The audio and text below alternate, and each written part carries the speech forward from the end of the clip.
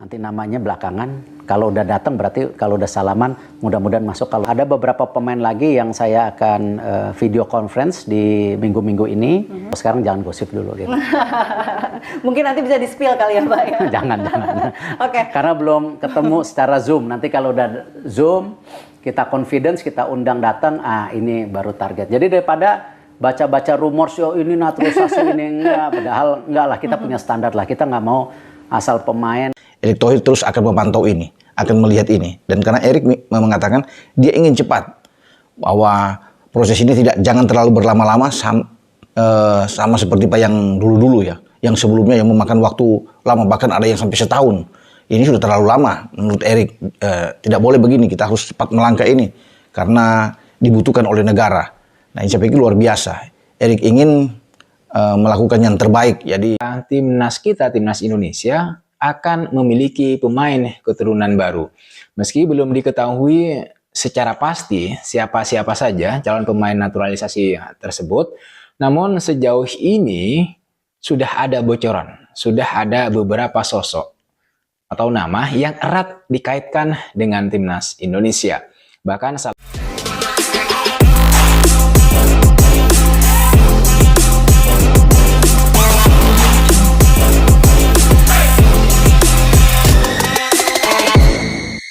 Demi Piala Dunia 2026, Erick Thohir ngebut urus naturalisasi pemain timnas Indonesia, Erling Haaland.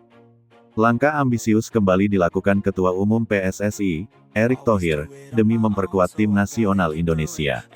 Setelah sukses mendatangkan sejumlah pemain keturunan berlabel internasional, kali ini Erick dikabarkan tengah ngebut mengurus proses naturalisasi striker kelas dunia, Erling Haaland, guna memperbesar peluang Garuda tampil di Piala Dunia 2026.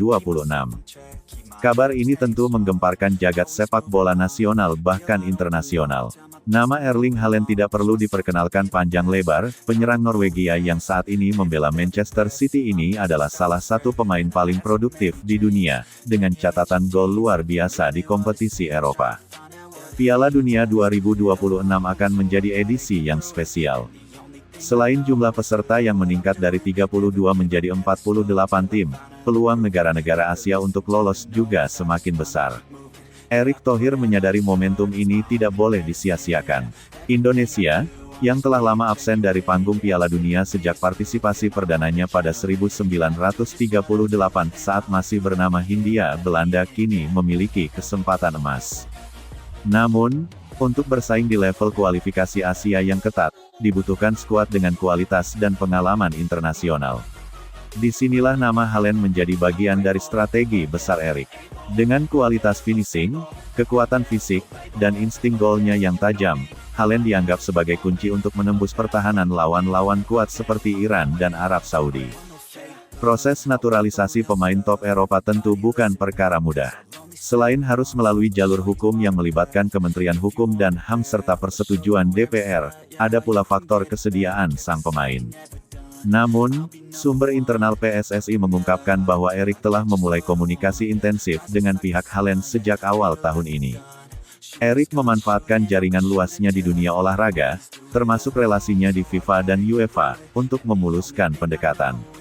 Negosiasi tidak hanya menyangkut soal kewarganegaraan, tapi juga aspek kehidupan pribadi Haaland jika suatu saat harus sering berada di Indonesia, mulai dari fasilitas latihan, tempat tinggal, hingga keamanan. Meski terdengar fantastis, rencana ini tentu menghadapi banyak tantangan. Pertama, Haaland saat ini masih aktif membela timnas Norwegia di ajang UEFA Nations League dan kualifikasi Euro. Menurut regulasi FIFA, seorang pemain yang sudah membela timnas senior di ajang resmi tidak bisa begitu saja berganti negara, kecuali memenuhi syarat tertentu seperti tidak lagi dimainkan dalam periode tertentu atau memiliki koneksi keluarga langsung ke negara baru. Isu kedua adalah adaptasi. Meski kualitas Haaland tidak diragukan, sepak bola Asia punya karakteristik berbeda.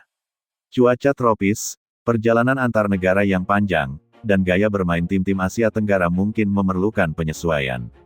Erick dan tim PSSI kabarnya sudah menyiapkan rencana khusus untuk membantu Haaland beradaptasi, termasuk jadwal latihan yang menyesuaikan kondisi fisik sang pemain. Publik sepak bola Indonesia menyambut kabar ini dengan reaksi beragam. Sebagian fans sangat antusias, Membayangkan duet Haaland dengan striker lokal seperti Rafael Struijk atau bahkan kolaborasi dengan pemain keturunan lainnya seperti Tom Haye, Ole Romeni dan Kevin De.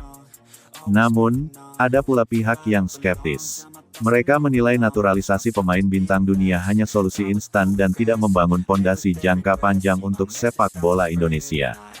Beberapa mantan pemain nasional bahkan mengingatkan agar PSSI tidak melupakan pembinaan usia muda. Erik sendiri menanggapi santai pro kontra ini. Menurutnya, membangun tim kuat untuk Piala Dunia tidak harus mengorbankan pembinaan.